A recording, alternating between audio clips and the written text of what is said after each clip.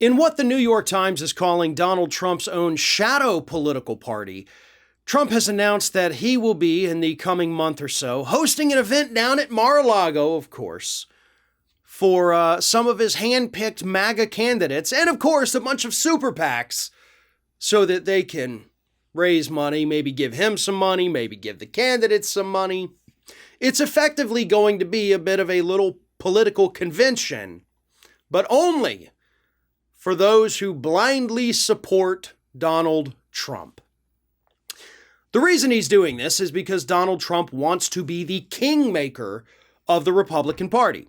And he's already come out and he's endorsed a lot of candidates for office.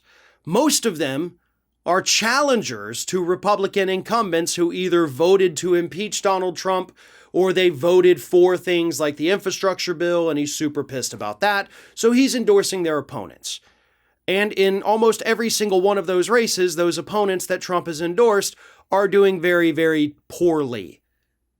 Polling so low that they barely even register. Unable to raise money, and of course their opponents, their Republican primary opponents, are raising more money off of Donald Trump endorsing their opponents. So Trump says, all right, so what I'm going to do, I'm going to hold this little event down here in Mar-a-Lago. We're going to bring in all these different super PACs, of course, that love me. I'm going to bring in all the candidates that I've endorsed because they love me. And we're going to see what we can do. I'm going to see if I can bolster these individuals enough to actually unseat any Republicans that are trying to retain their seats. Now, what this is a true test for Donald Trump. If this fails, if this little Mar-a-Lago summit fails, I would take that to mean that Donald Trump's power within the Republican Party has diminished to the point where he would not run in 2024.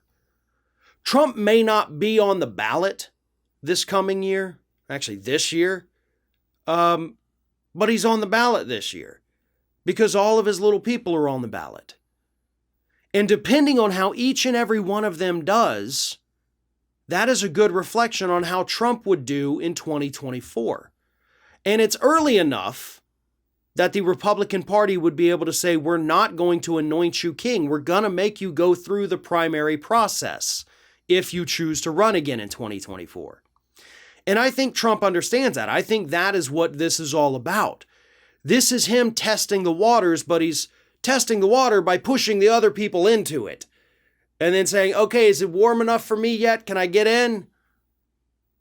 They're the fodder. So if they fail after everything he does for them, which statistics show us that a Trump endorsement makes it more likely you will lose an election than win an election. That's how powerful the kingmaker is in the Republican Party. But if they fail in this year's midterms, that's bad news for Trump.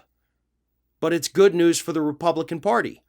And it may just give them a little bit of confidence boost that they needed to be able to tell him, we don't want you to run in 2024. Lindsey Graham has already come out and said that if Trump wants the 2024 nomination, it's his. No primary needed. If you say you're running, we'll give you the nomination. That's what Lindsey Graham said recently. But all of that could change after these midterms. All of that could change after this Mar-a-Lago summit. We're going to have to wait and see. But honestly, if history is any indicator, Trump's going to raise a ton of money. Most of it's going to go to him and not actually to the candidates. And then those candidates are going to fail spectacularly when the primaries roll around. At that point, Trump may have some serious decisions to make about whether or not he thinks he actually has a future, not just as a kingmaker in the GOP, but as their potential king.